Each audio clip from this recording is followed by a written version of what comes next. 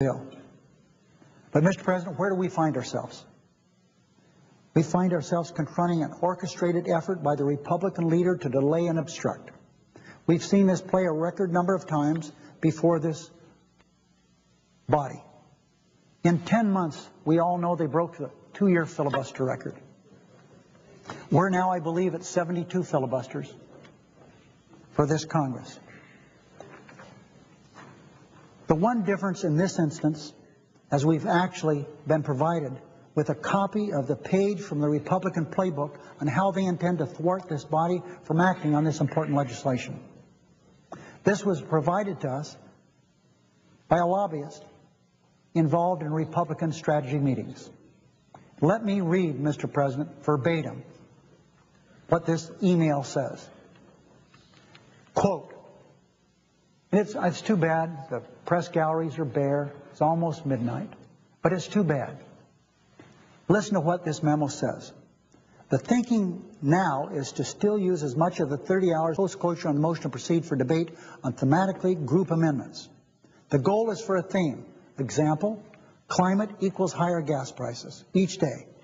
And the focus is much more on making political points than in amending the bill. Changing the baseline text for any future debate or affecting policy. Let me repeat the last sentence, Mr. President. The goal is for a theme, example, climate bill versus higher gas prices each day, and the focus is much more on making political points than amending the bill. That's what they say. So this Republican strategy memo couldn't be more clear. The Republican plan for dealing with the greatest challenge facing this world and this nation is more about making political points than legislating. Those are not my words. That's what they say in their memo. But there's more to this cynical strategy that is completely out of touch with this body's obligations and the American people's expectations. Continuing from the Republican strategy memo, let me continue.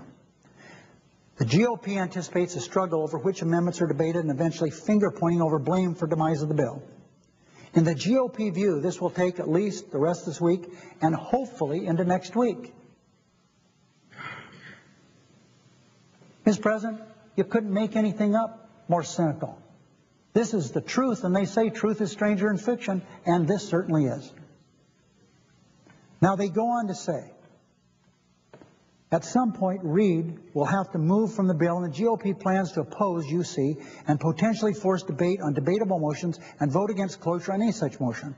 While Reid will eventually be able to circumvent by moving to a privileged vehicle or using some other parliamentary maneuver, the bottom line is that the GOP, the grand old party, and I'll bet Abraham Lincoln is really happy about this one.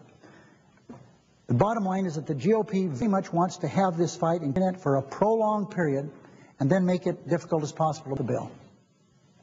Again, Mr. President, this is, as they say, they want to make political points.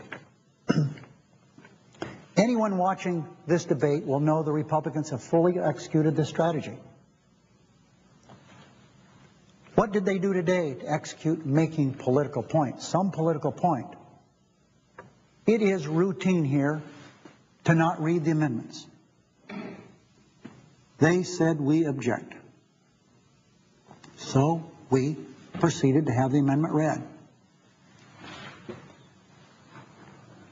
They've executed this strategy, and they've done it well, trying to make political points.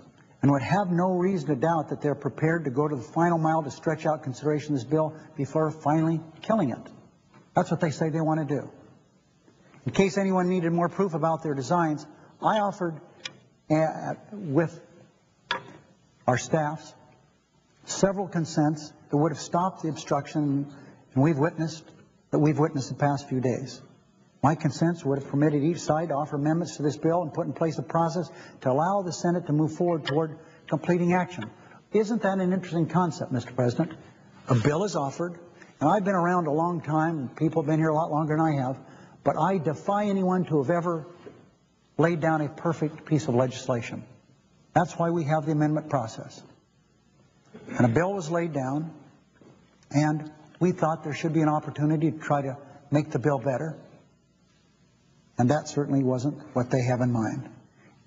In keeping with the strategy spelled out in their memo, the Republicans' response to these reasonable requests was, we're not going to allow this. We're going to object, we're going to object, we're going to object. Their obstructionism is disappointing to me personally and obviously American people. And I repeat, Mr. President, what I said earlier this evening. Is it any wonder that Speaker Dennis Hastert's longtime Republican district in a special election went Democratic? Is it any wonder a long-term Republican district in Louisiana went Democratic? Is there any reason to not understand why the special election in Mississippi went Democratic? Of course not. Because the American people are seeing what's going on here. The American people want us to do things. And you know what the Republicans get glee of doing? They are happy that our approval rating is about the same as the president's. Isn't that wonderful? That they are a part of this body, 49 of them, 51 of us, and they're boasting about the fact that the people don't think much of Congress. Why don't they? Look at this Republican memo. That should give you some inclination as why the American people feel the way they do.